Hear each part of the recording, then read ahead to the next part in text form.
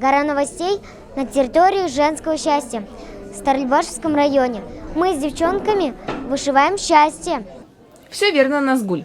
Кажется, этот форум собрал всех представительниц прекрасного пола вместе под одной крышей, чтобы научиться быть счастливыми.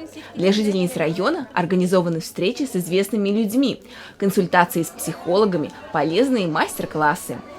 У меня своя ручная, чтобы шить, там есть. Швейная машинка. Швейная машинка руками вот так вот делать. И я иногда торты пеку, иногда сама пеку, иногда мама помогает. Наш детско-юношеский телеканал «Тамыр» и вышивать научит.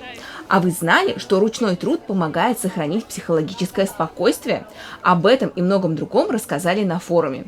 Чтобы быть счастливым, кажется, что нужно много всего. Здесь, на территории женского счастья, можно прокачать эти сферы. Узнать, как стать еще красивее, проверить свое здоровье, раскрыть таланты. И самое главное, задуматься, а что для тебя счастье? Счастье – это когда все родные рядом и все хорошо. Форум решили провести в сельской средней школе.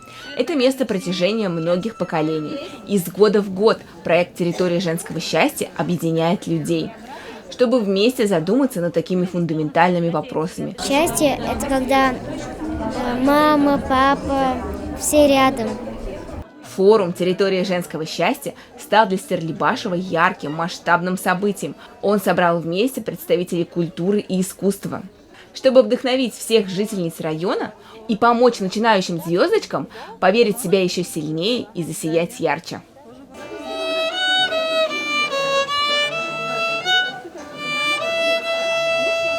Когда играешь музыку, да, она может соответствовать настроению. Вот. Когда ты счастливый, можно играть что-нибудь более веселое. Когда грустный, ты можешь изливать свои эмоции. Очень душевное и теплое получилось мероприятие. Надеюсь, каждый понял, что счастье – это на самом деле просто. Стоит лишь его почувствовать. Татьяна Никитина, Эдуард Гайнанов. Специально для Горы новостей.